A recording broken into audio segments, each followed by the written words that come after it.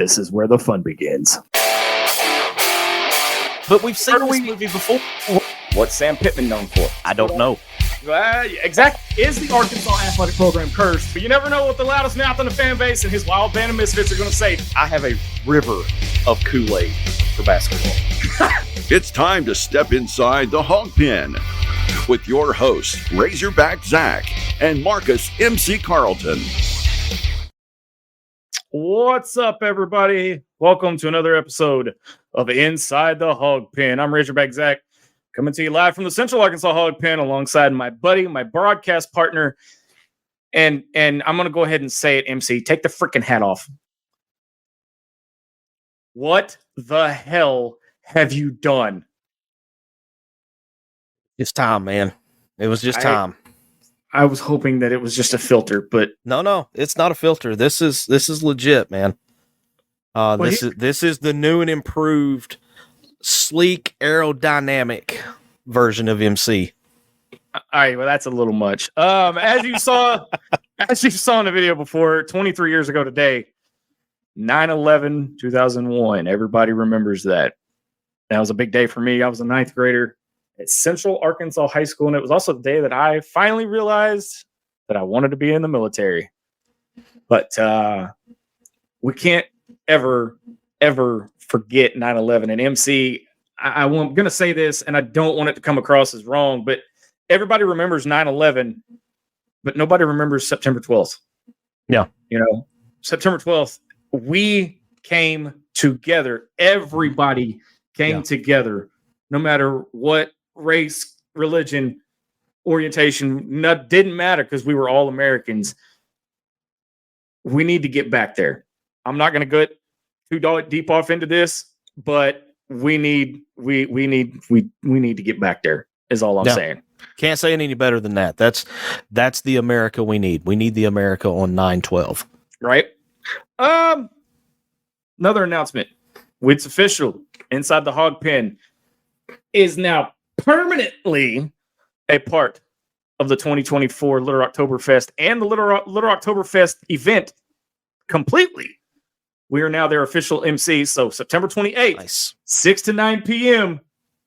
Your boy's going to be out there live. Might have some special guests with me. But September 28th, it's all going to a good cause. It's all going to Casting for Recovery. Make sure you guys get your tickets. And there's a drawing, too. So they're doing a thing now. So if you buy a T-shirt online and you wear it to the event, you're going to be entered into a drawing. This is not being publicized anywhere. I'm the only one that knows that is announcing this.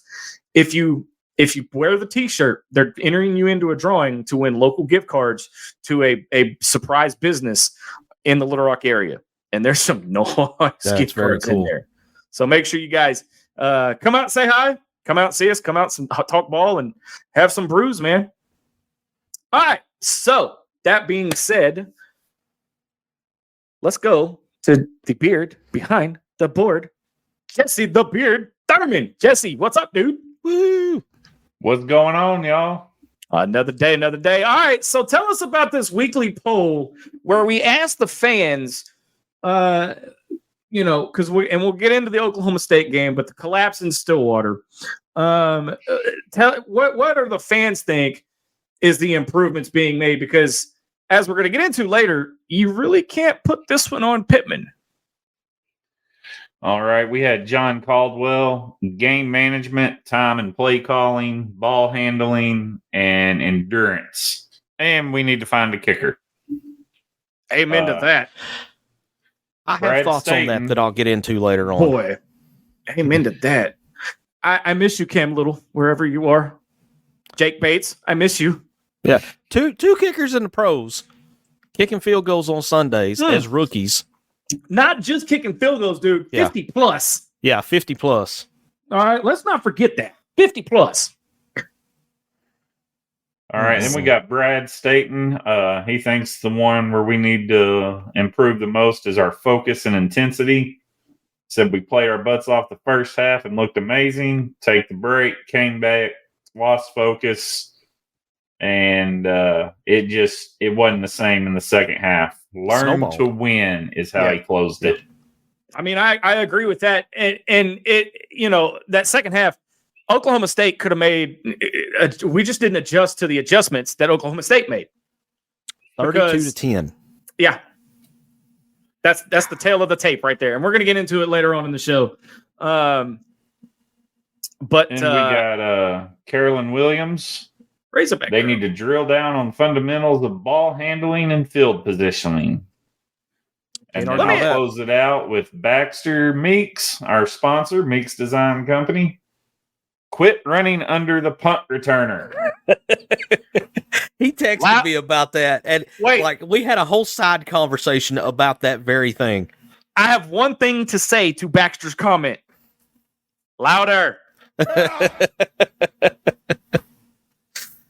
We did, man. He texted me like in rant mode going about that. Speaking of, and now that we're going to get into the heartbreak in Stillwater, speaking of, okay, Arkansas ranks second in the country, in total offense. 660 yards a game, 670 yards a game if you round up. When was the last time that happened? I wonder who was the coach.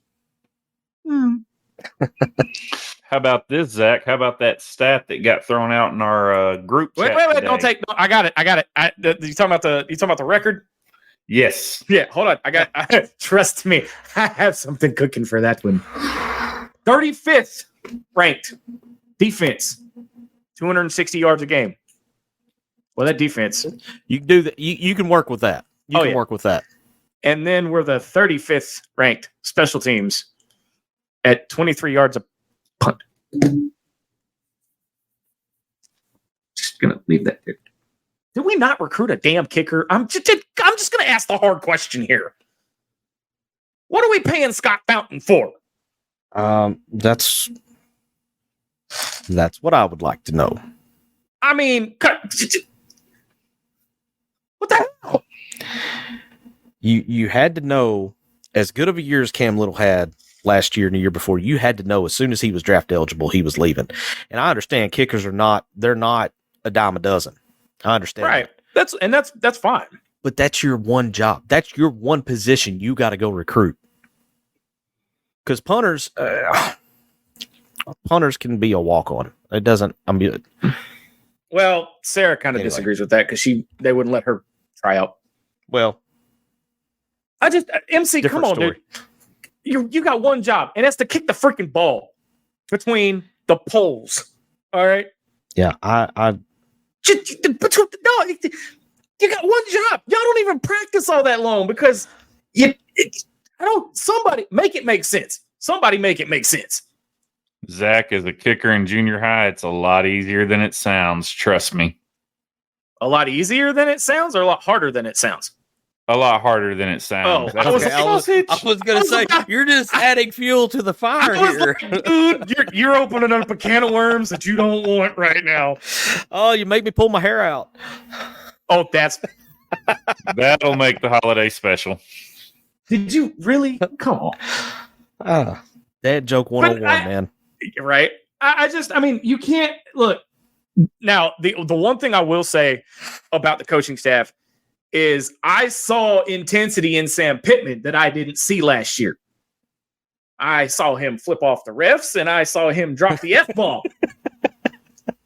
I like it. No, MC, I like it. I like it better than him just standing there going. I like the edge. And he's getting after the refs too. Dude, he was getting red-faced and mad and screaming too. Yeah. Where has this Sam Pittman been? I would much rather see that than to see him stand over on the sideline and look like Gomer Pyle. Where has this Sam Pittman been? Yeah. Wait, yeah, I like it. I don't know. And he actually had answers in the post-game press conference and in the Monday morning press conference. He had answers instead of that's not what we ran in practice. Well, and I think I just really think that in the off season, some of the PR people got with him and like, look, you got to stop this. I don't know. Or I bet you a dime a dozen Kyle's up there going, dude, don't. What are you doing? Are you trying to kill me? Yeah. But here's the thing, MC. I want to get your opinion on this. You've been around the game of football longer than I have. You've coached. I'm pretty sure you've coached it as a dad. I've helped coach a little bit. You know, you've called high school games, Called a bunch of games. Yeah. All the mistakes that were made on Saturday are easily correctable. And I'm not. Hold, please. I have to do something real quick. Yeah, it's everything is correctable. Oh, you got your Kool-Aid. Tempting. A little sour. It's tempting. It's cold. I hit the juice box a little hard, but no. I mean, it's correctable. All right, it is. It's correctable. If we just tweak it, do you know how dangerous this team could be? But what is that barrier? Because we've said this not as much, maybe not as much last year, but let's go back to 2022. Okay, a lot of the same things. It's like, you know what, the mistakes we made were correctable. You know, and last year we had, you know, I'm sick of hearing about all the 1-loss games from last year. No moral victories. Okay, at what point? This is year 5. At what point do you get over the hump to where you're not having these same mistakes happen? Because what we saw Saturday, the mistakes that we saw, yes, they are 100% correctable, very easily correctable. But this is the same battles that we've been fighting every time there's been a close game since the beginning of the 2022 season. 2021, we found a way to win some of those. Oh yeah. But so the last 3 years, it's like, what is going on? What is it going to take? I'm glad you brought that up because I got a couple of points, but at the same time, I want to try to answer it. Okay. Mm-hmm. There's a big difference between last year's team and this one. It's not the same team. It's not, well, and you can say it's not the same team because it's not. It really is not. 50 plus guys. I'm not just talking about personnel wise, and I'm not talking the addition of Bobby Petrino. I'm talking mentally. Yeah. Okay. I'm talking mentally because you saw fight. You saw the intensity. They did not let go of the rope. What you did, because last year's team, when they got that pick six, when Oklahoma State got that pick six, done. Last year's team would have folded. Yes, 100%. And this thing would have gotten out of hand. There's no need for double overtime. Yep, I agree. 100%. Okay. This year's team never quit. Yeah. So that's why I think they can actually turn this thing around. I mean, that's what scheduling a Power 5 school is doing in this early in the season. Look, I'm gonna be honest. I hated losing, but I liked to see it because let me explain. Everybody was high and mighty when we came out of UAPB with 700 yards, 70 to nothing, right. Millions of yards of offense. Heck yeah, here we come. This showed where we needed to work on. Mm-hmm. It wasn't, you're not playing the likes of Alabama or Georgia, right? But it showed you what you needed to work on. So you go into UAB, you use what you practiced from where you lost at Oklahoma State, and then you go down to one of my least favorite places in the world, Jordan-Hare Stadium, and beat the holy crap out of Auburn. That game suddenly looks a lot more winnable. Dude, you could be 2-1 going into A&M. Into A&M. Okay. You couldn't say, I'll be the first one to tell you, MC, and y'all know this. I'll be the first one to tell you. I didn't have any faith in this team going into the season. Oh, I didn't either. My pick showed that. Make me look stupid for picking them 4-8. Please. I'm begging you. Please. Make me look like a moron. I want that. So while we're on the subject of this game, I got an interesting text message from a friend of mine after the game Saturday. And I haven't mentioned it to anybody on the show yet because I wanted genuine reactions when I brought this up. Okay. Jesse, you can jump in here on this too if you want to. I got a text after a couple hours after the game. Good friend of mine, we text all the time, ball games, whatever. He threw this out, and he's like, You know the old saying of most improvement you have comes between game 1 and game 2. He said, watch for huge improvement on the trouble areas that we talked about that were all correctable. He said, watch for huge improvement on the UAB game, because if you want to get right down to the brass tacks, this was game 1 for Arkansas.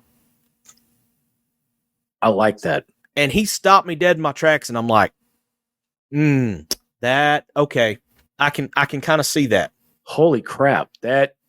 Wow. Okay. Because if you think about, I mean, and I don't mean any disrespect to UAPB, but let's call that game what it was. That was a glorified scrimmage. It was you sleptwalk through it. Yeah. And I that makes, wow. Okay. Talk about bringing our show to a grinding freaking halt. And what makes it even funnier is this guy's like the eternal pessimist. I mean, well, but again, it's a very valid point. Yeah. Very valid point. So, I mean, if you look at it from that perspective, does it make the loss any easier to take? No. But it does put those correctable mistakes into a bit of a different light, because if you look at this as the first game, and for all intents and purposes, you could make the argument that this is the first real game Arkansas had. Your opening game, you always have kinks. You always have things that you got to work out. You always have things that don't go right. Absolutely. So, we'll see. I'm going to agree with you 100% there, MC. UAPB, we made the same mistakes when you look at the film. We made the same mistakes against UAPB that we did against Oklahoma State. The main difference is we were playing a Power 4 school with D1, potentially pro athletes on the other side of the ball, and they made us pay for making those mistakes. Yeah. And that's what good teams do. When you make a mistake, a good team makes you pay for it. Now, do I think Oklahoma State's a little bit overhyped? Yeah, I think they might. I don't know that they are as good as what everybody perceived them to be right now. They may be a completely different team in November. Ollie Gordon did not have a good game. I mean, if you just take blind stats of the running backs, he does not look like the one that's the Heisman hopeful in that game. Yeah, and later in the show, when we get to Hog Tua, I'm just going to leave it at that. Y'all are just going to want to watch Hog Tua later in the show. Yeah. Zach's got a surprise for everybody. Hey, Zach, what do you want on the side of your crow? I ain't decided yet. I like it deep fried, though. I like homemade mashed potatoes with my crow. Yeah, I can do that. I can do that. Give me some Wright's barbecue, same as yours, Jesse. Little medium rare. Hey, there's a stat that stuck out to me. There's 2 stats I'm going to throw out there that genuinely surprised me. Teams with 550 yards or more total offense. What do you think that record is? It's like 336. It was 336. 337 going into Saturday. It's now 337 and 1.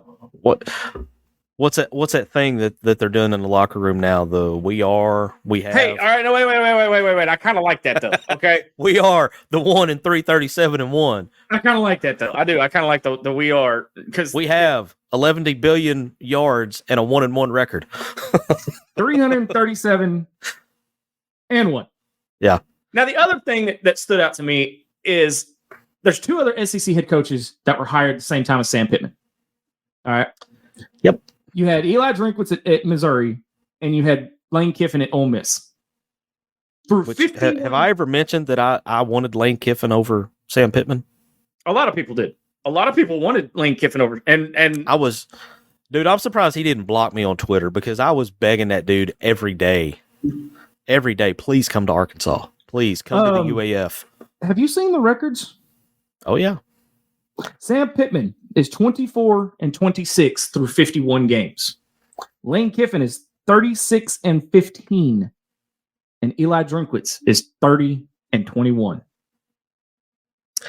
The dork is doing better than you. Well, now his numbers are a little skewed last year because I think Missouri won 11 games last year.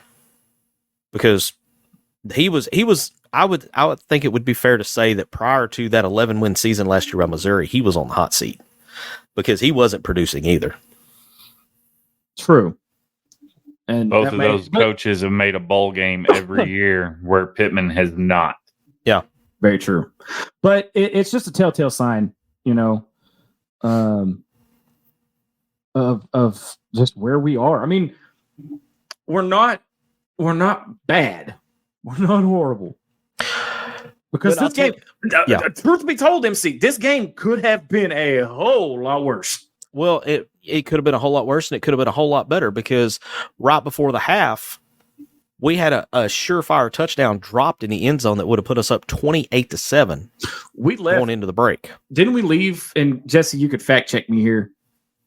Didn't we leave like 21 points on the field before overtime? If you watch DJ Williams' breakdown of the game, you can find it on YouTube, 4th and 5 podcast. I am plugging somebody else, Zach. It'll be okay. He breaks it down. DJ's a good friend of mine, so I can think of 4 passes he pointed out that if Taylon Green makes an accurate pass with proper timing, it is walk-in touchdowns. Yeah. Mm-hmm. Now, how many of those drives ended in a touchdown? I don't remember. The most obvious being throwing it at Rodney Hill's shoelaces on the wheel route. Yeah. I know. I waited all game for that wheel route. I wanted to just lose my mind the first time the wheel route was run because that play, I don't know what it is about that play, but when Bobby Petrino calls that wheel route, it's unstoppable. I mean, it's a hack. It just is not, for whatever reason, the deception on that play fools the defense every time, and it was there. I mean, all he had to do was just get it in the vicinity of the guy from his waist to his helmet, get it somewhere in that range, and he walks in for 6. Before we get to our staff picks, there's one more thing I want to touch on. I can't remember the Twitter handle, but it was shared in our team chat earlier this morning. DMAD sent it. And it was a clip. It was a clip of the players. Mm-hmm. It was Andrew Armstrong and Jaquindon Jackson. Am I remembering? I believe so. I'm looking that up real quick. They did something, and I will single these 2 people out because they're no longer at Arkansas. They did something that KJ Jefferson, Raheem Sanders, because I ain't calling him freaking Rocket. He had 58 yards at South Carolina on Saturday. So the Twitter handle was Jacob Morris at Jacob Morris TV. Okay. They took accountability and said, this loss was on us. Yeah. Said it multiple times. Said it was all us. And like I put in our little team chat today, that's more accountability than we've seen in I don't know how long. Yes. From players. And so yeah, you could see it, and like that, and that's why I say this. There's something's brewing with this football team. We just ain't seen it yet. It's got to. We just ain't seen now. it yet. It's got to carry over. The words are great. The accountability is the base. That's where it starts. You get the accountability, and you build from there. Yeah, I want to see complete, total, non-stop domination on Saturday. Mm-hmm. Do not I'll look. If I'm Sam Pittman and Bobby Petrino, I'm telling these guys, whatever you do, I do not care. Do not take your foot off the pedal. Yeah, because this is it until Louisiana Tech. This is the last tune-up game. Mm-hmm. Because you got Auburn, A&M, and Tennessee coming up, and it doesn't get any easier. No, it's not. Again, like you said, it's not going to get easy again until the Louisiana Tech game. And depending on how injuries and everything have fallen at that point, that one may not be the gimme that it appears to be right now. Yeah, true. Very true. By the way, we're immediately following our show tonight, we are releasing the preview show of our conversation with Blazer Victory. Yeah. Had a great conversation with him. Great dude. We preview UAB. So go over to our podcast because you're not going to find it here. Every give that major a listen. podcast outlet, Spotify, Apple, iHeartRadio, what else? Amazon Music. Amazon, anywhere you find a podcast. Yeah. Okay, so as we look ahead, that's going to do it for the Oklahoma State thing. But as we look ahead to UAB, our staff picks. Now we're down one staff member because he just was not human on Sunday during our staff meeting. Yeah, get well, Loki. Get well, Loki. Get well, wise man. So we got our staff picks, and we're going to kick it off with Mr. Clean over here. MC says 51-13. That's an odd number. Where'd you get 51 from? Get some field goal work in. I want to see. I want to see some. serious, my bad. 42, 6 touchdowns, 3 field goals. No. I want to see. I want to see some field goal work, and I was going to bring this up when we were talking about it, because this is something that I didn't understand for the Oklahoma State game. Did you know we have a 5-star kicker on the roster that has not seen the field for place kicking? Okay, so Jesse, we're going to go a little bit long, so we'll be all right. I didn't mean to derail, but that's a very valid point. I don't believe in the star system, dude. And that's a horse of a different breed for another show, but I don't believe in the star system. Okay. But but that's the system you have to go by. If he's recruited and he's a 5-star, is he not performing in practice? I mean, what's the deal? Why is he only kicking off? And you've got these other 2 guys that obviously you don't trust, or you wouldn't be going for it on 4th down. Yeah. So here's the thing. I don't remember who told me or where I heard it or something, but if there's a 5-star in Texas and he chooses to come to Arkansas, he's automatically a 3-star. And this kid's from Texas. So if he's a 5-star here in Arkansas, it means he was a 3, he was a lower star somewhere else. Right. He's a Texas kid. That's why I don't believe. But I'm not saying he's not a good kicker. I'm not saying that. That's not what I'm saying. I'm talking about the star system itself. Yeah. Well, and I just, and I know we put the bow on the Stillwater game, but to not trust your kicker in situations, and I understand maybe you don't want to throw a freshman kicker out there in that clutch of a moment, because let's face it, kickers are head cases. We all know this. Cam Little did it. Yes. I go back to the old soundbite. I go back to the old soundbite from a legendary coach. Said this long before any of us were born in regards to young players playing. If a dog's going to bite, he'll bite as a pup.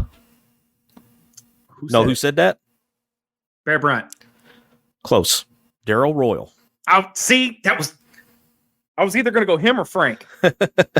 Yeah, and it's tried and true, because we saw Cam Little come in as a freshman in 21, a pressure pack situation down at LSU. In overtime, what's he do? Splits the uprights. Exactly. Wins the game, brings the boot home. So D-Mad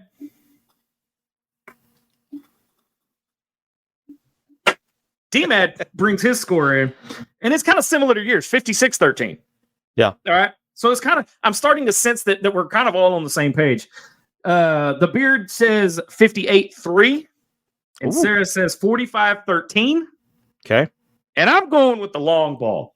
To hell with it. 63-0. Wow. Okay. 63-0.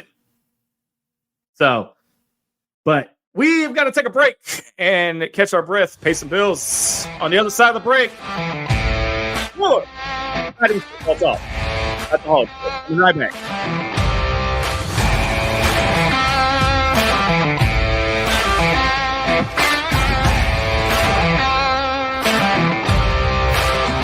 Meeks Design is your one-stop shop for custom clothing with a personal touch.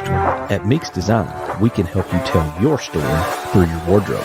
Your imagination on a hat, shirt, pullover, or nearly anything wearable. And while you're picking out some custom clothing, check out the one-of-a-kind handmade soaps from the Bobcat Soap Company. Find us on Facebook and let us create custom swag just for you at Meeks Design.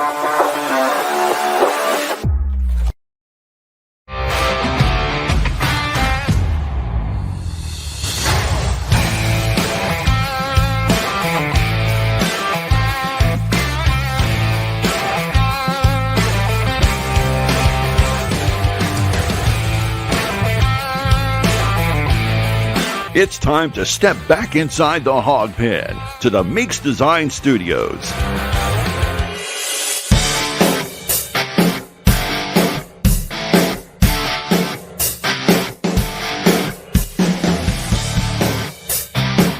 All right, welcome back to Inside the Hawg Pen on the Sideline Radio Network. Razorback Zach, Marcus MC Carlton, and the beard behind the board, Jesse Thurman, hanging out with you tonight. So, UAB comes to town Saturday. I think that's a 3:15. 3:15. Yeah, odd time. Weird times now, but that's TV. Well, and while we were in the break, this hit Twitter. In regards to Saturday, Coach Pittman has named the captains for the first home game of the season. Oh my! We're getting new captains every week, Zach. Yeah, they're doing the rotating captain thing. I love the Mickey Mouse voice though. That was well played. Isaac Tesla, Jaheim Singletary, TJ Metcalf, and my old eyes got to blow this one up. Devin Bell. All right, that's your four captains for this week. Like MC said, it's the official home opener for the Arkansas Razorbacks. They are officially back home for one game, and then they're on the road again. I mean, you're at your home stadium one time in the first 5 games. Yeah, and we talked about seeing a different Sam Pittman. Yeah. I like the fact that he brought that up, that, we get one home game in the first 5 weeks and how that's not fair to our fans. It's like, it's not, but man, playing devil's advocate here, the experience that these guys are getting and the test that they're getting put through, hostile environment at Jordan-Hare, loud environment, and NFL type environment down at Dallas. Yeah. Stillwater. Well, and I think isn't this the last year for Dallas? Last year for Dallas, and then it goes to home and home. I think it's supposed to go to home and home. That's the latest that we know right now. Stay with this. We can play A&M every year. Yeah. Another thing, at least we're not on the road for 6 straight weeks last year. We were away from Fayetteville. Yeah. At least we don't have to deal with that this year. I hated the schedule last year. But think about this, okay? Let's and I'm not going to go down the rabbit hole of it, but game 1, Pine Bluff is in, let's just say it's in Fayetteville, okay? You go 3 hours away from home to Stillwater. You come back to Fayetteville for, let me get my fingers turned right, for game 3. You go down to Auburn. And then let's say Jerry World doesn't exist, and then you come back home to play A&M. So that makes 3 of your first 5 could have been in Well, I guess 2 of your first 5, because technically I think we're the road team at Jerry World this year, so it doesn't apply this year. So yeah, I just shot a hole in my own argument. I mean, it was good while it lasted. I'll give you that. My brain's leaking out. It's got too many places to go. See what happens when you cut your hair off? Yeah, I know, man. Look. This is why I have hair. Well, I got so frustrated Saturday, I started doing like this, and then I got to looking at it, and I'm like, it's got to go now. So, anyway. It's the first time I've taken my hat off on air. Oh, my God. Let's never do that again. Holy crap. Make sure you tune in Saturday to the Harris Made Chef Services Tailgate Show. I will not be on it. I will be DJing our very own Dylan Madden's wedding. That's right. Our boy's getting hitched. And he asked me to, my friend. And he asked me to DJ. Something's not right here. Nah, I'm just kidding. Big honor to be a part of it. And so it'll be Jesse the Beard and our boy Marcus MC Carlton holding it down. The bald and the beard. You two are like a match made. The bald and the beard on the pregame show. But make sure you tune into that, and make sure you tune in to the Alan Kerr Advisors 5th quarter postgame show immediately following the game. Yes, D-Mad, I'm gonna steal from the comments here for a second, Jesse. I've got intrigued by doing this DJ thing because I've been exploring the music thing and everything, and getting into the lab, as MC says, and we've come up with a name for me. It's the Nerdy DJ. Because I look, from long story short, I like to do things like this with movie themes, mixes and things like that. So that's why. And he called me nerdy. So there you go. If the shoe fits, man, Right. But hey, Big thank you to Harris Made Chef Services and Alan Kerr Advisors for sponsoring the pre- and post-game show. Man, before we get to our picks, have you checked out the volleyball team and the soccer team? I say this every week. Holy crap, dude. We talk about same old with the football in a negative light, but you can spin that around and put it in a positive light for soccer and volleyball. I mean, so check this out. Number 6, Arkansas extends its unbeaten streak. I said it, unbeaten streak. They're now 5-0-1. They got a 4-2 win over BYU in front of 3,000 fans. And guess what, MC? That's Razorback Field's 3rd largest crowd. I like it. So Razorback fans showed up and showed out. Now, check this out. The volleyball team. Zoe Evans named SEC Defensive Player of the Week. There is no co in front of that. She is the Defensive Player of the Week. After an excellent weekend on both sides of the ball, Arkansas's blocker Zoe Evans was named SEC Defensive Player of the Week on Monday. Arkansas is now 7-0 on the season. Its first 7-0 start since when, MC? Just take a wild guess. I don't know. 2002. I wouldn't even know where to start with a guess. And it's also the first one for head coach Jason Watson. The Hogs' 4 consecutive home sweeps was first achieved in 2011, and the first time it ever happened in the same weekend. Dude, keep on trucking. TCB, Let man. me add on to that, Zach.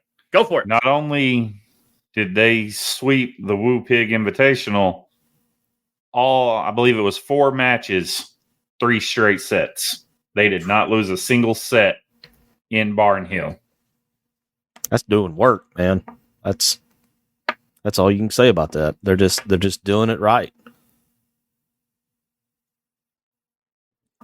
But sorry about that. I was Multitasking, checking. gotcha. I was trying to multitask. You know me, ADHD brain. But I mean, are these? Hey, are volleyball and soccer on like ESPN Plus or Ocho or whatever? I'm pretty sure they're going to be on Plus.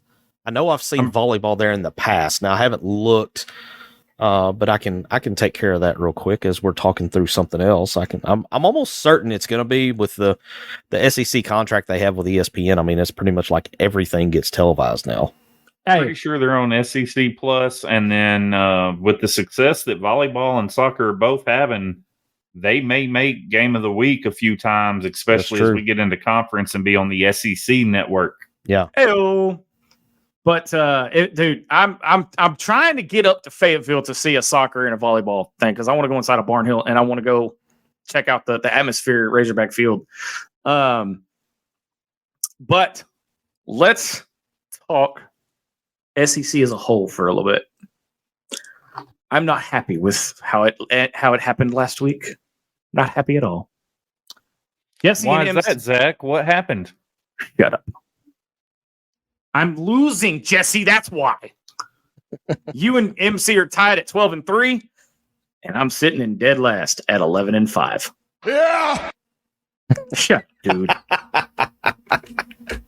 Hey, it ain't I'm not even going to say that because I'm opening myself up for some bad comments in Hog Tour. You know what? No, I'm going to go ahead and say it. It ain't about how you start. It's how you finish. That's what she said. Shannon Sharp agrees. Whoa there, Tiger. Whoa there, Tiger.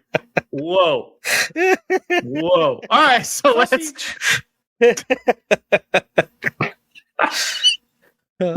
into the. Oh my God, what am I? This is what I have to deal with, y'all. This is what I have to deal with. So let's get into this week's picks. First up, number 4, Bama travels to Wisconsin. Bama is a 16-point favorite. Jesse, we'll start with you. As much as it hurts to say, roll Tide. I bet you just vomited in your mouth for a little bit. MC? Jump around, baby. I'm going upset.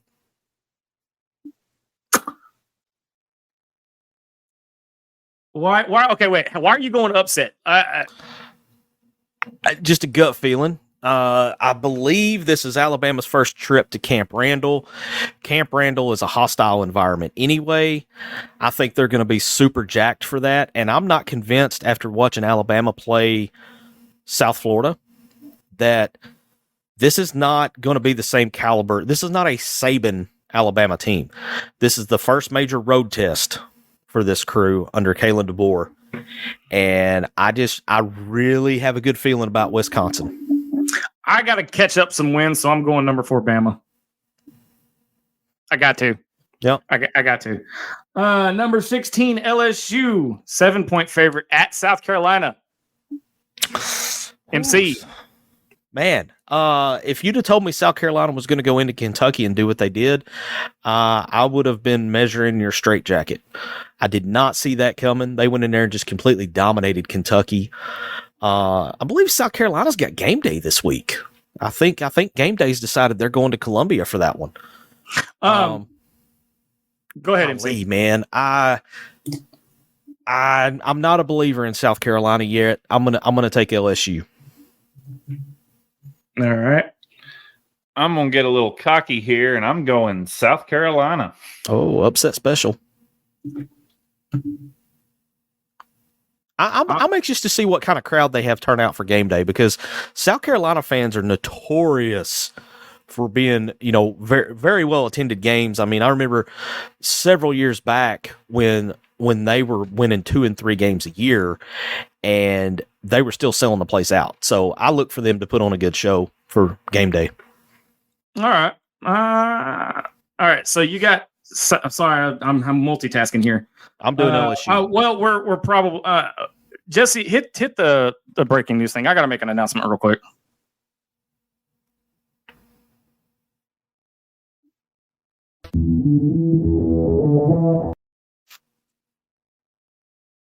Whoopsie. Okay. Sausage. That's all right, Jesse. Hey, look, guys, real quick.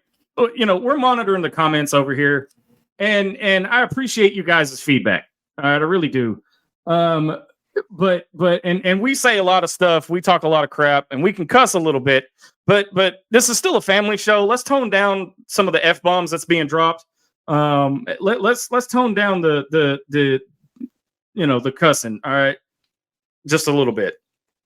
There's no need for any of that. I know we get on PG-13. I know we at the beginning of the show we say, parental advisement for the content and all that for mature audiences, but let's ease up on the F-bombs, man. That's not. I hate to have to stop the show and say that, but let's clean up the comments a little bit. I appreciate it. So, getting back to our picks, so who you picked? South Carolina, MC? No, I'm taking LSU. LSU. Okay. Jesse took South Carolina. I'm taking South Carolina. I hope you lose that game. Give me LSU. All right, so this is the only top 25 matchup in the conference for the weekend. Number 24, Boston College travels to Como to take on number 6, Missouri. They are Missouri is 16.5-point favorite. As much as I hate to say it, you know what? Screw it. Give me Boston College. I don't care. Boston College on the road. Wow. You going out there? You either going to pull even? No. Give me Missouri. I just hate the dork, man. See, now you got me thinking, because now you got me thinking that maybe Boston College could pull this off. Oh, just because I picked mine, now you're okay. Well, you got me thinking. No. I didn't say I didn't say I was going with them. I just said you got me thinking about it, and you made this decision a little harder now. I still think Missouri, they're at home. If Missouri was going up to Boston College, I could come closer to seeing the upset. So I'm going to take Missouri.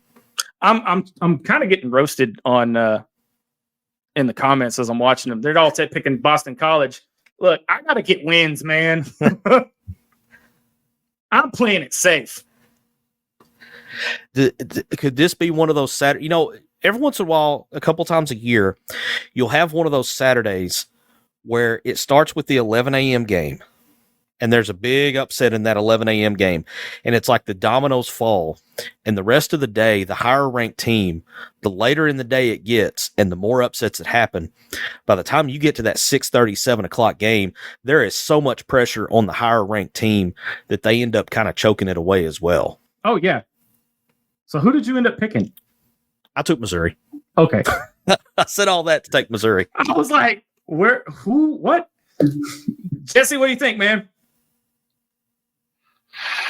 I have to pick the dork, M-I-Z. Yeah. I mean, you hate to do it, but... Well, I go back to the fact that if they were not at home, if this was at Boston College, I'm probably taking the Eagles, but I don't know, man. I just can't go against them when they're at home. Next up is Tulane at number 15, Oklahoma. Oklahoma's a 13.5-point favorite. Give me OU. Yeah, that won't. I think OU covers that pretty easily. Tulane is a pretty decent team, but man, it's hard to go to Norman and win. I'm riding the green wave. Oh, wow. OU struggled against Houston. Tulane looked good. I think Tulane's going to shock the world Saturday. Okay, let me ask you this then. Do they cover? They're 15 If point they dogs. win, they cover. Yeah, if they win, they'll cover. All right, next up, A&M travels to the Swamp. A&M is a 3.5-point favorite. Man, Napier's got to have one, man. He's got to get one. Look, I don't think Napier makes it through the season. No, there's no way he makes it through the season, but he may not make it past this weekend if they drop this one. Give me A&M. Give me the Ags. Go with the Aggies, huh? Gags. Give me the Gator chomp. All right.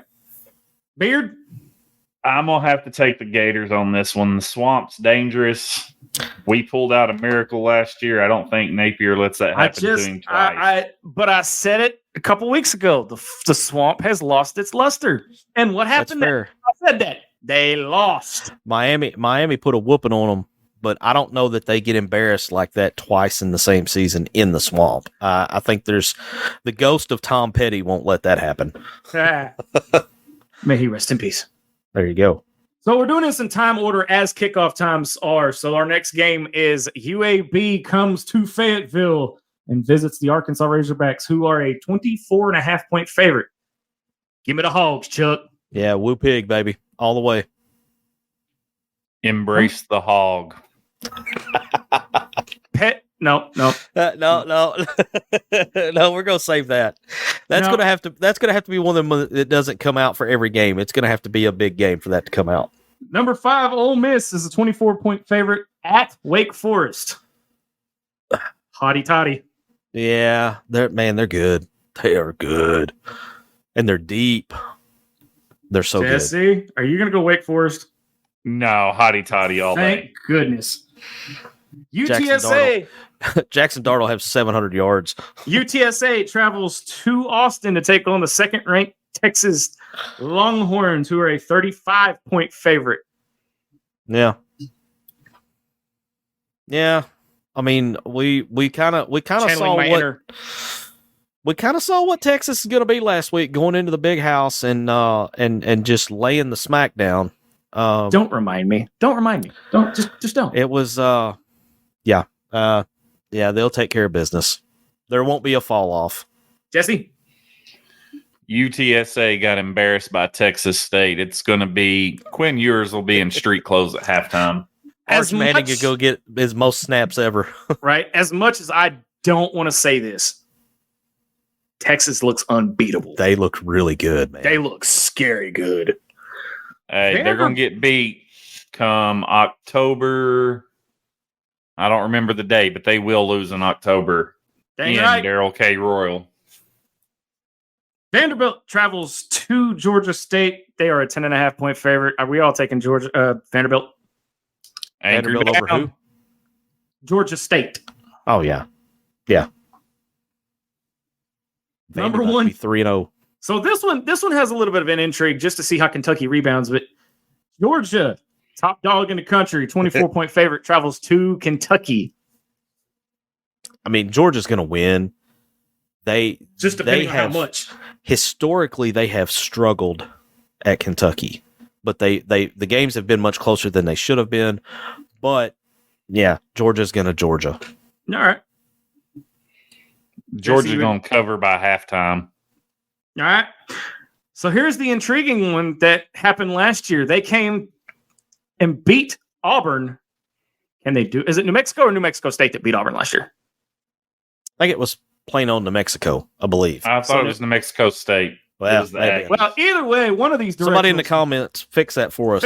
But New Mexico travels to Auburn, who is a 28-point favorite. I hate to say it, but give me the Tigers. Yeah, the Fighting Hugh Freezes will bounce back off their bad loss to Cal. Oh, yeah. Auburn. I don't think Auburn covers, but I think Auburn takes it. Yeah, I think they'll, it won't be pretty, but they'll take it. So this one I have to laugh at. We have all these that are like the 16-point favorite. We have the 28s, 24s. How bad do you have to be an 11.5-point favorite over Toledo? That is Mississippi State. And it's at Starkville. Just 11.5 points. How bad do you have to be? They're not good at all. But I mean, they're going to win. Yeah, it might be their only win of the season. Jesse? Cowbells, but I'm not going to talk down on them too much because I know what'll happen if I do. We'll go to Stark Vegas and get embarrassed. Well, and if you look with a 7-3 loss, historically, man, we struggle at Starkville. Even in years when we're supposed to be 10 times better than them, for whatever reason, I don't know if it's a stupid cowbells or what, but we always tend to struggle at Starkville. Yeah. Was Matt Jones the quarterback? We were undefeated going into Starkville, and then we lost that game and then turned around and got embarrassed by LSU the next week. It was a Houston nut year, but I remember we were undefeated, rolled into Starkville, got upset, and the team crumbled. Was that the same year as Ambush in Austin? Was that 2003? And it may have been. Ago. It may have been. I think it was 2003. That would make sense. Kent State travels to number 7 Tennessee, who is a 49-point favorite. Again, well, we missed their pick last week. Holy cow. Tennessee. Holy cow. They threw the Wolfpack off Rocky Top. I mean, it was, and they weren't even in Tennessee. They were in Charlotte, and that's how far they threw them. Both burnt oranges look scary this year. Yeah, I mean, they both look good, and they're both coming to Fayetteville later on this year. So give me Rocky Top. Yeah, I got to go with the Vols. Jesse? Rocky Top. So I added one last minute at the request of the staff, and okay. It's it's Colorado going to Colorado State, who's a 7-point, and Colorado's a 7-point favorite. Rivalry game. Give me Colorado State. Give me Colorado State. You hating. You hate. I had Give me Prime. Give me Prime. I had high hopes for Prime. He just yeah. That's a blank show. That's like Chad Morris level crap. It's bad, but I really think and there's some animosity between Prime and the coach at Colorado State, Jay Norvell, I think is his name. Mm-hmm. There's some animosity there, so there's going to be a little extra fuel burning for this one. But I think Prime needs a win.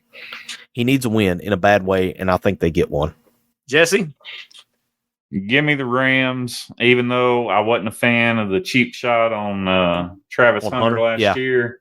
But I am going to go ahead and hot take. There will be a brawl during this game. Oh, 100%. Oh, yeah, absolutely. Absolutely. Yeah. All right, it's the moment everybody's been waiting for. I know we're pushing a little long, so we're going to run a little long tonight. We're expanded edition of Inside the Hawg Pen. We're going to take a quick break, catch our breaths. And it's about time to hog to it, y'all. Well, you're watching and listening to Inside the Hawg Pen on the Sideline Radio Network. Back right after this.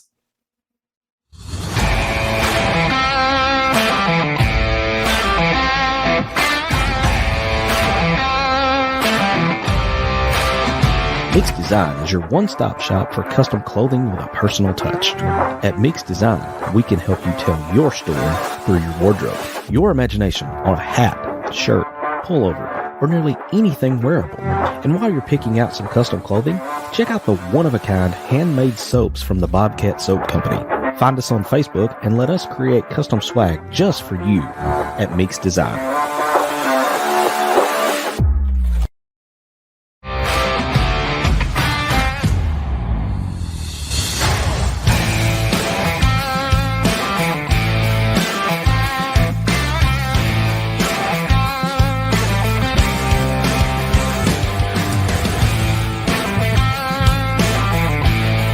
It's time to step back inside the Hog Pen to the Meeks Design Studios.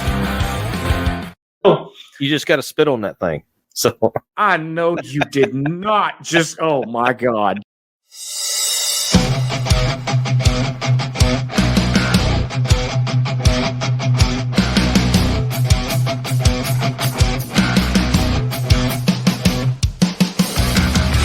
It's time to haul to it, y'all. All right. It is that time, but it's also time for me to do something I don't want to do. Shit. MC, hit the button. Jesse, bring it in into the mix, and I'll hit it. Acknowledge me. Acknowledge me. I said one time. I don't want to boost Once his ego. to the sky for D-Mad. There we go. Look at the comment. Look at the comment. It's not the finger I want to put up, but here you go. No, I've been putting it off, and I truth be told, I put him on the spot last week on the pregame show with a hot take, and not intentionally, by the way. And God dang it, he got it right. I mean, he said Ollie Gordon wouldn't have 100 yards. Well, he nailed that, man. He's getting married on Saturday. He's gotten 2 hot takes right. Can you let somebody else have the spotlight for once? I mean, I'm getting a little bit closer to just going and asking him for some Mega Millions or some Powerball numbers, because I mean, the man's been on point. You got to give credit where credit's due. Man needs his own prop bet on Bet Saracen. But all right, Jesse, fire him off, hog to his style, baby. Jonathan Parker coming in. NC, what happened to your hair? The Oklahoma State game, I pulled it all out. When he didn't warn any of us when he did this. This fool done just posted a picture on his profile, and that's it. Yeah. I called him and said, "What the hell?" Shows up to the staff meeting looking like me. All he said, honest to God, all he said was, it's just that time. Yeah. D-Man coming in, same intensity in the fourth quarter, if not more than the first. Amen to that. I agree, and just stay consistent. I just want to see fight. Yep. Then D-Mad calls Zach the Kool-Aid man. I am not drinking the Kool-Aid yet. Closer. He's getting closer. I'm looking. Y'all remember that Dave Chappelle gift that he's got? Yeah. I'm fighting the urge, man. Fighting the urge. Got Jonathan Parker again. I think what he's trying to say here is the interception was the only play that he would say Oklahoma State made a play on. Oh, that flea flicker was a pretty good play. Flea flicker was a good one. That was Purdy. Yeah, flea flicker was a good one. Get ready, Zach. He's coming for more. I wonder who would have called. All right, wait a minute. If Baxter Meeks, if you're watching, I am so sorry. Shit. I'm pretty sure he had us beating Oklahoma State, though. He had us 4-0 going into A&M preseason. Yeah. This man, y'all realize, if this man's record comes true, I'm going to have to move out of state, like to Cuba or something. I mean, we'll just, to There's not going to be Inside any the living Hawg with him Pen. after this. We'll have to get him one of those little, what's it called? A luafala or whatever that the tribal chief wears. A little necklace of peppers. Don't boost his ego. Inside the Hog Pen, live from Havana. Live from parts unknown, where I found a 90-year-old German guy. All right, we got Leighton Joe Frazier. It's a better team, no doubt. It's almost a whole new team, but the same results, which makes you say, well, what is causing the blown games? Only a few things the previous teams and this one have in common. I agree with him, but Yeah. I can't put Oklahoma State on the coaches. No, I mean, I felt like the coaches put the players in the position to succeed. The players just could not execute. Again, just do y'all realize that if they can get these kinks worked out, do y'all realize how dangerous this team is going to be come late October, potential. early November? Holy crap, y'all. I told y'all that I told y'all 4 or 5 weeks ago, we don't know what this team's going to look like. Yeah. Then we got Jonathan Lewis in the house. What's up, Lewis? Hey, man. Neckbeard. Royalty. Zach, I'll let you take this one. Mama Linda says, I love the way you open the show. Thank you for remembering and honoring this day. Hey, I do it every year. Jonathan Lewis again. If Okie State wins or contends for Big 12, then it makes it a little easier on the eyes for what it's worth. I can't agree with that. Yes and no. Well, okay. I'm going to tell you this. Go back and listen to that preview of Oklahoma State, because he Cody Stovall breaks it down very well, and they're outside of Utah. They're the potential favorite to win the Big 12. Yeah. All right. Let's see what we got up next. Air Force in the house. Brad Staten. My frustration Saturday was the fact that we played out of our heads the first half and then laid an egg in the second half. We've seen it way too many times in the past. Yep. Well, but isn't that Arkansas? Well, I mean, even Bo Mattingly's saying it now. Arkansas going to Arkansas. I mean, what else can you say? Jonathan coming back. To be fair, Ole Miss wasn't in shambles before Lane. They had a little recruiting momentum. They did, but Matt Luke had recruited some good kids, some studs down there, but they were not in as bad a shape as Arkansas, but they weren't by any means where they wanted to be. At the same time, he who should not be named had recruited the likes of Bumper Fool, Traylon Burks, KJ Jefferson. I mean, you got to admit that Sam's best year came with he who shall not be named players.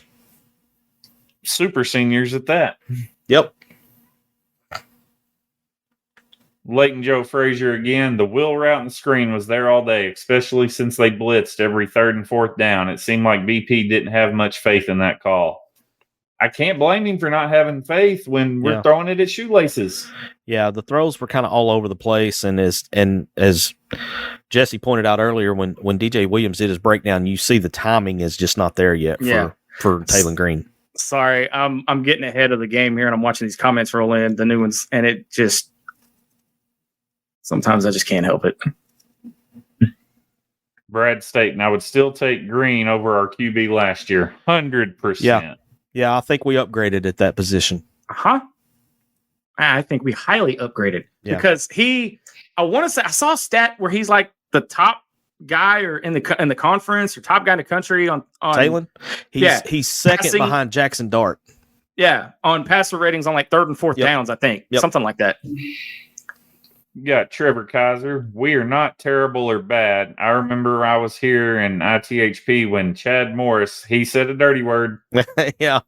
Had the helm and we the pan, and we had fans paying me to take their ticket. Yeah, like, dude, that was those 2 years. Like, honest to God, I got to experience probably every seat in that stadium because I had people just giving me tickets. Yeah. I knew he was going to go there. I mentioned the player, and I knew he was going to go there. Yeah. Preach, Archer Detonation Sanders. Hey, let me give. This is not a praise Dylan show, but I gotta give him credit. He's stepped up his game with Sam's. He's given Sam a run for his money here lately. Here's the thing: that comment can apply to 2 players after this past weekend. That's fair. Yeah. Yeah. Don't care how bad you're losing. You don't walk off the field when your team's Yeah, I can't justify that. That is the prime reason. See what I did there? That was unintentional too. That's why I'm not a fan anymore. I'm off. Understandable. You do not abandon your team when they need you. You are a leader. You stay on that field. Because I have a huge problem with that. That sends a message to the rest of the team. Well, and then to take it a step further, I mean, if you saw what he said in postgame, I mean, he basically threw his offensive line underneath the pavement that the bus was riding on. So it's just it's a bleep show up there, and it's only going to get worse with him. And I know we're expanding on time here, Jesse. I want to make this point. We're good because I got something to add to it when you're done. When you walk off the field the way that you did with the game still going, it sends a message to the rest of the team that you don't care. So if one of the leaders don't care, watch the season just completely crap out now. How many times have you and I both quoted different lines from Remember the Titans? And I'm about to quote another one right now. Attitude reflects leadership. Yep. Here's the thing that breaks my heart about Colorado more than anything. There is a young man on that team, and I hope the NFL GMs see past what he's been through in college. But I told a buddy of mine the other day, dude's going to be an NFL Hall of Famer if he gets a chance. And his college career is being overshadowed by drama and showmanship. And that's Travis Hunter. That kid can flat out play ball. That kid could play anywhere in the country. I want y'all to understand. Travis Hunter is the man on that team. He is the dude. Is he the Heisman favorite right now, even though he's on a horrible team? I don't. I think it's Quinn Ewers. It's probably his to lose, but yeah. But I hate that because I feel like Travis Hunter is just as valuable, if not more so, than Quinn Ewers is. Just simply because he affects both sides of the ball. Yeah. But my point is, you didn't see Travis Hunter walk off the field. Nope. You didn't. I'll be honest. And I don't think you will. I don't think that's his mindset. I don't think I saw him even slightly let off of his intensity. No, the dude plays all out, playing both sides of the ball. Yeah.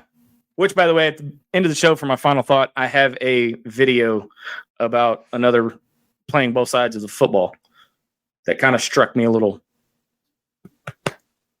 hard. Brad Staten, did Zach just say something about going to see a man about a horse? You would, I love that Brad. old saying. You would. Yeah. You would. Love Brad, dude. David Haslett's picking the Hogs 59-3. Wow. All right. So I mean, right about the same, Zach's been drinking again, 63-0. Pretty much everybody's within a couple touchdowns of each other. I mean, why not? Jonathan Parker's got it 63-14. I just don't see UAB's offense scoring 14 against us. No. Tune into the pod when you get done watching us tonight. We talked with John Duncan, and that's one thing I got to say. Shout out to John Duncan and Blazer Victory. He didn't come on and try to put on an act. He came on and shot us straight, and I think it was a pretty good pod. So I'm excited to see how that does and how everybody reacts to it. DJ Nerdy flows better, Zach. DJ Nerdy. You know what? That's what DJ Nerdy. Okay, now I'm gonna have you remix that and put that. Yep. Yeah. Done deal. I got to put this one up there because this one cracked me up. How do we think Talon Greenhorn is going to do going forward from Trevor Kaiser? My boy T. My heart says that he gets things corrected. The few interviews that I've seen with this kid, he seems like he has a good head on his shoulders and seems like that he wants to learn and wants to get better. So I expect to see a different Taylon Green, and hopefully he's corrected some of the mistakes that not only DJ Williams pointed out in his film breakdown, but I'm sure Coach Petrino pointed them out to him as well. I agree. There's a stark difference between the interviews I've seen with QB1 this year and our QB1 last year. 100%. Yeah. And one of the biggest things that I've seen is accountability. Yeah. Yeah. Okay. I would agree. Number two, there's another reason why he's going to get better. The guy's name is Bobby Petrino. Mm-hmm. You couldn't ask for a better mentor. Hallelujah. Yep. Can I get an amen? Brad coming in again. What about DJ Nerdy Zach and the Get Buzz crew? Okay, that win. Sorry, Sam. Unless I missed it, that wins comment of the night. We've got 31 comments I hadn't even seen yet, just because I'm going back through the ones from earlier in the show. Hey, like I said, keep them coming. If you guys, we love this segment, and y'all do. Yeah. It seems like y'all do too. Yep. This seems to have been a hit. Beard Brad. said cocky. I'm glad that went over well. I thought about that all day. You thought of? Shut up, Zach. Don't go there, Zach. I can roast you in so many ways. I know. That's why I stopped myself. I can roast myself. Come on now. You've got a whole freaking video that's going to be released on Christmas. Be everybody's Christmas present right there. So Royalty Casey Sutton, in the house. yeah, Casey comes in. Hey, talk to her yesterday. Wants to know what I think about Alabama's coach. I think he's a good coach. I think he's in a no-win situation because I think the shadow left by Saban is just, you always hear the old saying, you don't want to be the guy to follow a legend. Right. You want to be the guy that follows the guy who followed the legend. And I think Kalen DeBoer, honestly, I don't know that he's going to get a fair shake at Alabama because if he comes up and let's say he goes 9-3 this year, Bama fans are going to think that Chicken Little and the sky's falling. That's what I said, dude. I said that. Yeah. You go 9-3, 8-4. Yeah, and I mean they might even go 10-2. I mean, I'm not convinced they're not going to go 10-2. 10-2. I mean, 10-2 is not. I mean, that's not out of Saban territory. He's been 10-2 a couple of times. But then usually he would turn around and win the national title the next year. Yeah, true. I got a note here. Sam Jones is on our YouTube page, not his Facebook. So we haven't got to. Hold on, Sam. We're getting to you, buddy. No love for the YouTube comments. Okay. I'll get to you, Sam. I got 100 things going on back here behind the scenes. We'll get to you. Hey, y'all show love to Jesse, man. He's doing a great job behind the scenes, isn't he? Yeah. We got No doubt. Jonathan Parker. He's taking Boston College. Taking BC. Okay. All right. Adam Green's taking Boston. Right there with him. All right. Dang, all right. And then Adam Green with one. I had to save this one for me and you, MC. Okay. I'm telling you, go to the Saracen app, put $10 on a 3-game parlay. Boston College, South Carolina, and Wisconsin. If it hits over $18,000. I mean, I think that's Okay. worth $10 right there. Okay. All right. If y'all do that, I'm giving you $5, and I want $3,000 from both of you. I'll buy you a new soundboard, Zach. Never mind. Sold. Do I get a new headset from MC? I'll get if he buys the board, I'll buy the headsets.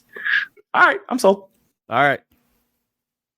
And then D-Mad come in. There's a reason Harbaugh left Michigan, and it wasn't the impending NCAA violations. Yeah, a lot of their talent is gone. Yeah. I agree. Which I'm interested to see what happens this weekend because Arkansas State goes to the Big House this weekend. I wondered if you were going to mention that. Yeah. So we'll see what happens.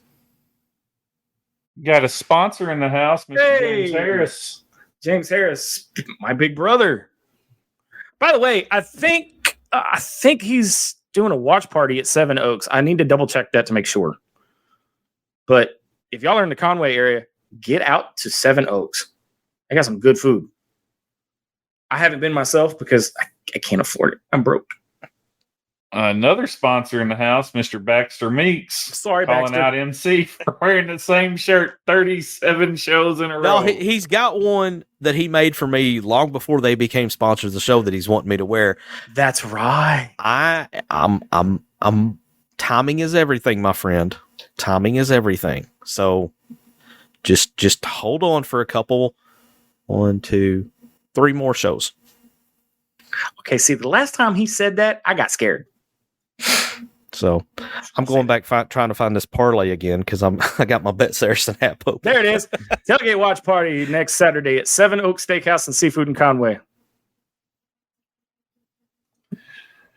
Savage in the comments. What? Can Arkansas stop Arkansasing? I'd like to wait till 40 to get on heart meds. That's why. I'm with your line. That's why I always tell y'all before the season starts, Yeah. consult your doctor to make sure your heart is healthy enough for Razorback athletics.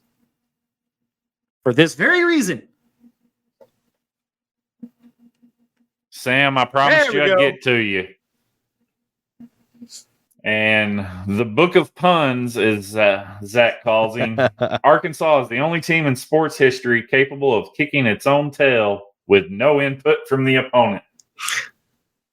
I mean, I still like DJ and Nerdy and the Get Buzz crew. I saw on Twitter after Arkansas blew that game Saturday, the biggest rival that Arkansas has is Arkansas. Yeah. Hands down.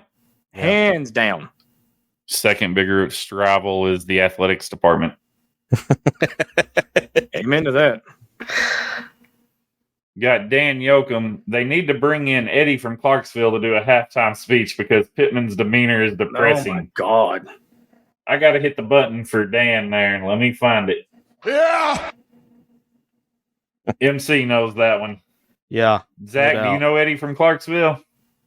Okay, making sure you knew Eddie from Clarksville. The hog train. Conductor of the hog train. I'll even name I've drop got somebody something else. flowing through my veins. Yeah. Sam with another one. In the second half, OSU did the okey pokey and they turned it all over. All right. That one wins. Yeah, I believe we have a winner. Call it. That one wins. All right. And we'll be here all night if I keep going. Well, I got to put this one. The number 3 biggest rival for the Razorbacks, the referees. Yeah. Yeah. Although, hey, we did get a call in Stillwater that we shouldn't have got. And it was an SEC crew. So I guess they're trying to make up for Mark Curls. Screw you, Well, Mark Curls. Sorry. They know we got to go down to Auburn in I a hear couple that. weeks. I hear that name and I get triggered. Sorry. So, I would expect full-blown shenanigans in that game. All right, Zach, take it away. All right. So, in my spirit of trying to bring positivity to the world, I was, y'all scroll all these social medias and stuff, and I saw this thing, and this is coming out of Lavaca High School, and it kind of hit me kind of hard just because of the relationship I have with my mom, and I want y'all to watch this. I'm not going to play the whole thing, and I'll explain here in just a second. This is coming out of Lavaca High School. We'll get it wrong, we'll get it right. Whole lot of tears, we both have to cry. You'll learn to run, I'll learn to let go. Years will go fast, not to go slow. So I played that for a reason. Man, family, dude, y'all don't take it lightly. I know I'm almost 40 years old. MC, Jesse, y'all chime in here if you want to. I'm almost 40 years old, and if I'm having a bad day or I'm just not mentally there or what have you, ain't nothing better than getting a hug from mama. Mhm. And that just kind of struck me because this kid here, look, Lavaca High School, he plays both sides of the football. He plays right guard and outside linebacker. But the key and the reason I played that is because he played the entire game injured. And he still pushed through. But Shedeur Sanders walks off the freaking field. I digress. That's my positivity. Hug your family tonight. Hug your kids. Hug your mama. All right. Especially on days like today, being thankful that you're still here. But guys, look, we need a September 12th. All right. We need a September 12th. MC, final thoughts before we get out of here, boss. Man, just you kind of put things in perspective there as we close it out, and I'm just gonna say that you need to think about all the people. There are about 3,000 people that died on this day 23 years ago, and they say time heals all wounds, but there's still scars.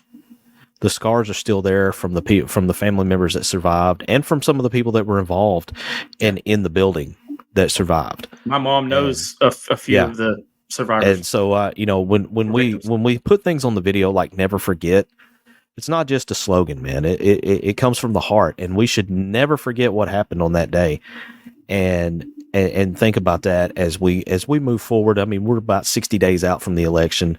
A lot of toxicity in the air when it comes to the political front. Everybody just needs to kind of calm down and maybe put things in perspective and look at it in the same light that we did look at it on 9/12. Jesse? I'm going to shift gears a little bit because I can't say it any better than either one of y'all said it, but we got our hearts broken, Stillwater. But at the end of the day, it's a game. We bleed Razorback red. We love our Hogs. But coming together on this show, hanging out with y'all, talking sports, and we talk so much outside of sports, outside of the show. Mm-hmm. But I just want to say thank you to all of our fans, everybody who's supporting us, commenting, liking, sharing, the community, the brotherhood, sisterhood for all the ladies out there. This is for fun. We love what we do. We love making y'all happy, talking Razorbacks with you.